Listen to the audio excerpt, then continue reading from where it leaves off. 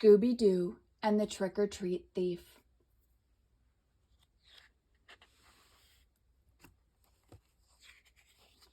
Scooby-Doo and the Trick-or-Treat Thief by Jesse Leon McCann.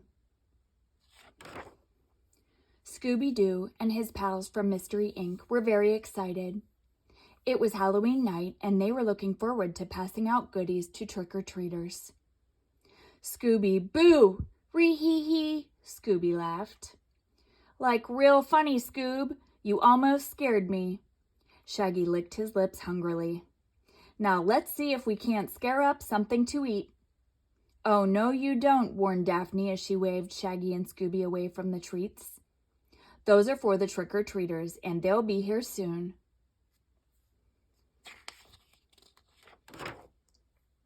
The gang anxiously waited for the doorbell to ring. Several minutes passed, then several more, but no trick-or-treaters came to the door. The gang peeked outside. There wasn't a kid in costume in sight. That's strange, said Velma, frowning. It's certainly late enough for trick-or-treating. There's something unusual going on here, Fred decided. Come on, gang. Let's go see if we can get to the bottom of this.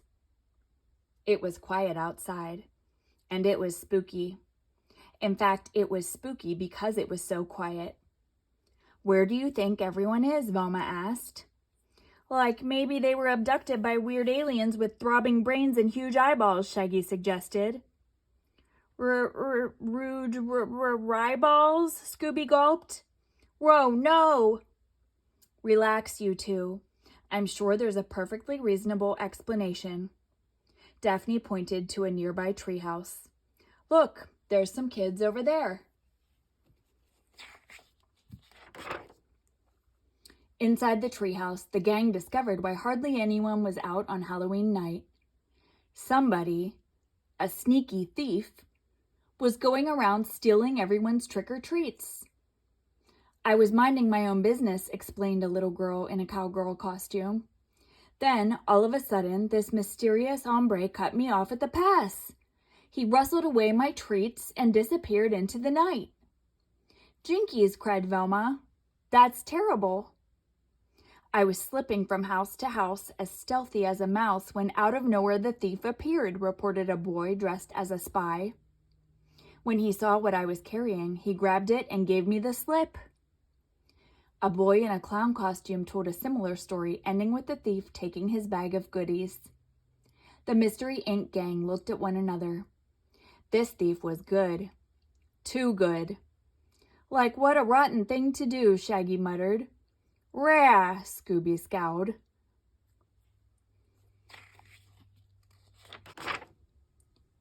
We're afraid to do any more trick-or-treating with the thief on the loose, sighed the clown.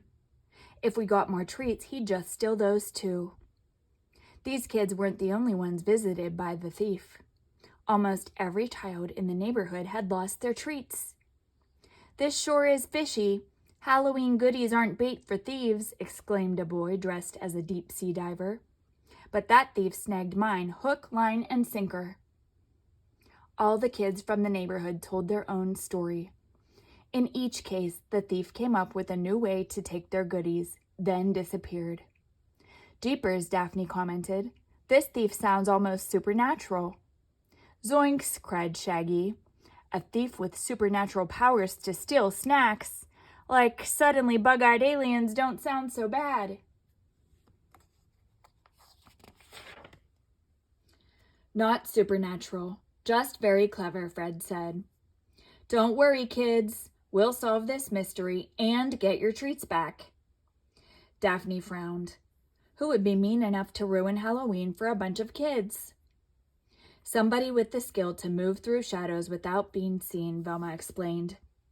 In fact, he could be watching us this very moment. Rolp!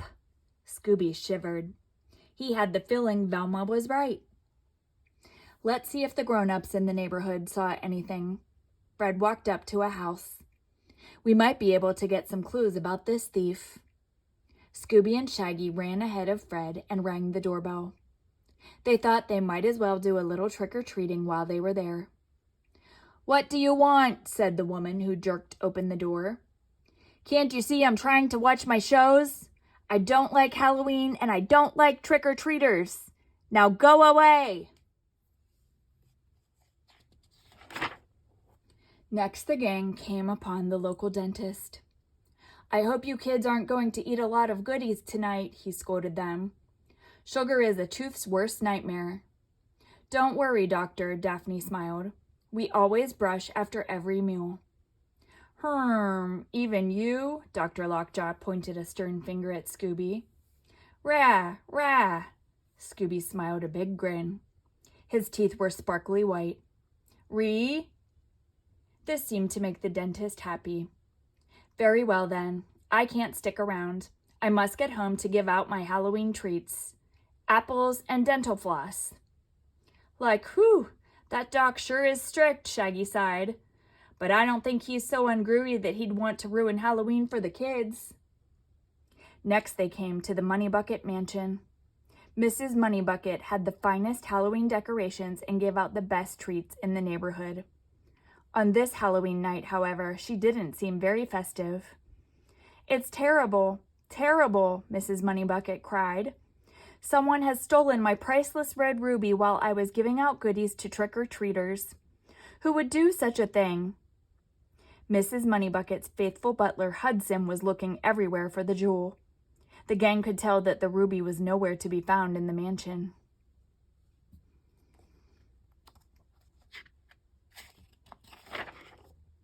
Mrs. Moneybucket became so upset she couldn't talk. Hudson the butler explained what had happened. It was quite extraordinary, Hudson stammered. While the madam dispensed sweetened treats as she does every All Hallows Eve, I went about my duties. As I dusted the mantelpiece in the foyer, I was shocked to see a thief grabbing madam's favorite ruby. In a blink, the scoundrel was gone. Oh, boo-hoo-hoo, wailed Mrs. Moneybucket in despair. Hudson, whatever shall I do? The gang was quite puzzled as they left the Moneybucket mansion. Jinkies, Velma exclaimed. A thief who steals trick-or-treats and precious gems? We've got to stop that thief, Fred declared. But first we're going back to our place to get some things. Pizzas? Asked Shaggy hopefully. Rilkshakes? Guessed Scooby. No, Fred smiled. Halloween costumes.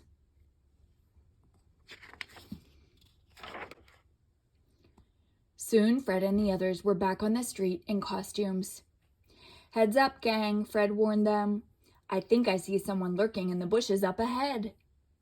Shaggy and Scooby-Doo gulped nervously. Just keep walking, Velma whispered. We're almost upon him. The gang walked past the bushes, anxiously waiting for the thief to jump out. Fred had a rope in his pocket, ready to lasso the robber.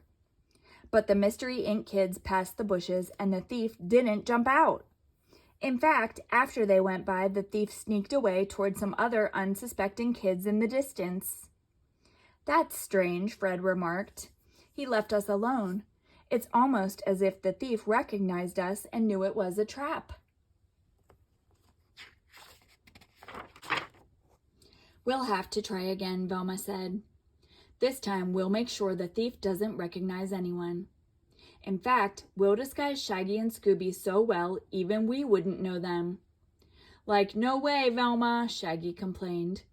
Scooby and I have had enough thief hunting for one night. That guy is too sneaky and creepy. Velma reached into her treat sack and pulled something out. Would you do it for a few Scooby snacks? Everyone knew the answer to that question. Soon Scooby and Shaggy were in new costumes, pretending to trick or treat. Oh, look at us, Shaggy called out in a high-pitched girl's voice. We're just two poor little ragamuffins out trick-or-treating by ourselves with big sacks of goodies. I do hope no one tries to take them. Ree-hee-hee, Scooby laughed at Shaggy's hammy acting. Jeepers, talk about bad performances, Daphne joked. She was hiding nearby with Velma and Fred. I just hope those boys don't frighten the thief away. They're scarier than he is. When Shaggy and Scooby wandered past, the thief jumped out. He tried to grab their trick-or-treat sack. At almost the same time, Fred, Velma, and Daphne jumped out of their hiding place too. "Aha!" shouted the thief. "Gotcha!" hollered Fred. "Zoinks!" yelled Shaggy. Scooby and Shaggy were so frightened they ran away. They knocked their friends aside, which allowed the thief to escape in the opposite direction. "Shaggy! Scooby! Come back!" Daphne called. "The thief isn't chasing you."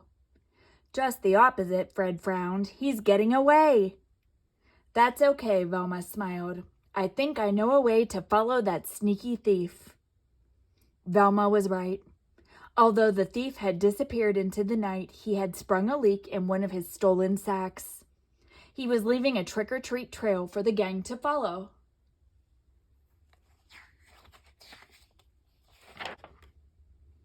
The trail led them into a deserted field nearby. In the middle of the field was a dark, spooky shack. The kids crept quietly but quickly up to the shack. Daphne shined her flashlight into the dusty gloom. Inside were all the trick-or-treat sacks that had been stolen that night. "This is the thief's hideout, all right," Velma said. "Let's go in and get those treats." "I say we get them back to the kids as soon as possible." Daphne turned the rusty knob and opened the shack's creaky door. "And I say we call the police," Shaggy replied, "because I'm not going in. The thief might still be in there." "Rah! And riders," Scooby said, eyeing their spooky surroundings. "Spiders? Don't be silly." Daphne smiled. "We can't let that stop us from saving Halloween, can we?" Inside, it looked like the treats of every kid in town were in that shack. "That's odd," Velma pointed. "Every sack has a tag with a child's name on it.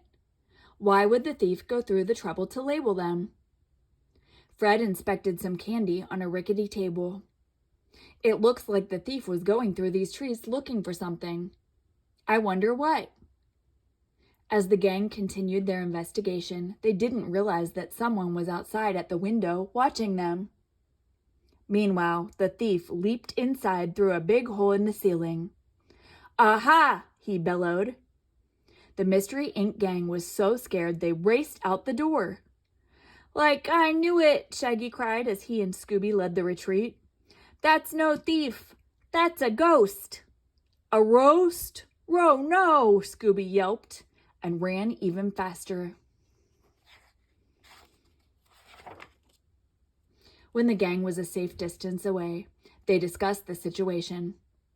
"That was no ghost," Velma said firmly. "He just sneaked up on us and caught us by surprise." "And that's exactly what we've got to do to him," Fred said. "Come on, gang. I've got an idea." Fred took the others to the local community theater where he worked part-time. They loaded a bunch of set pieces, props, and costumes into the back of the Mystery Machine. All the items they borrowed were used by the theater to put on plays. A short time later, Shaggy and Scooby were dressed as bears. They stood in front of a house that hadn't been there an hour before. "Man, do I feel silly," Shaggy complained. What are we supposed to do now?" "Pretend to be trick-or-treating," Fred called from behind the house. Shaggy knocked on the door of the house. Daphne pleasantly opened the door from inside and gave Shaggy and Scooby some treats. Then Shaggy pretended to be really surprised and pulled a red cherry candy out of his sack. "Look, Scooby," Shaggy exclaimed loudly. "That nice lady just gave me a big ruby."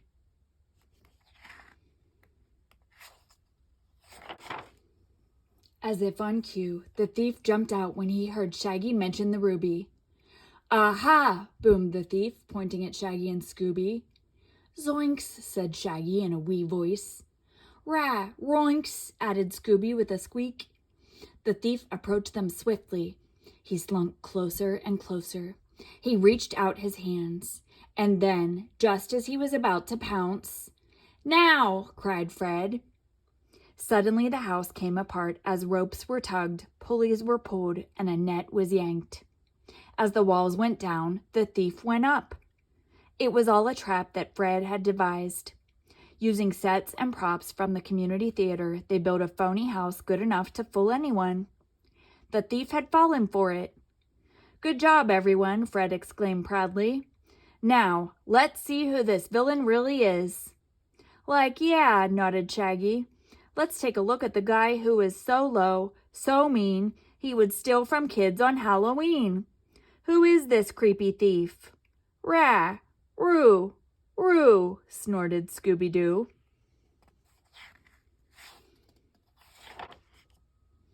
"Hudson," said the gang all at once. "Oh dear," Hudson said meekly. "Madam is going to be so cross with me." "Man, I don't believe it," Shaggy laughed as he took candy from his pocket and put it into his mouth. "Like the butler did it. I've been waiting years to say that." Shaggy bit down hard on the candy. Youch! It wasn't candy. It was a bright red ruby. "Madam's ruby," Hudson exclaimed. "Oh, I'm so relieved." Hudson was quite ashamed as he explained why he became the thief. When he was dusting, he accidentally knocked Mrs. Moneybucket's ruby into someone's trick-or-treat sack. Only he didn't know whose. So he stole all the treat sacks, hoping to recover the lost gem. He made sure he tagged each sack with the child's name so he could return them later. "I'm so terribly sorry," fretted Hudson. "I didn't mean to cause all this trouble." "Well, I guess you can be forgiven," Velma smiled. "But next time you should admit you made a mistake and ask for help. You'll find telling the truth a lot easier." "Yes, miss," Hudson nodded. "Believe me, I've learned a valuable lesson." The Mystery Inc. gang helped Hudson return all the treats to their rightful owners. Mrs. Moneybucket was so happy to see her ruby again, she didn't even ask where it had gone to. "It looks like everyone is having a happy Halloween after all," Daphne smiled. "Like you can say that again," Shaggy grinned. "Now me and Scoob have some trick-or-treating of our own to do. Right, Scooby?" "Scooby-Dooby-Doo!" cheered Scooby.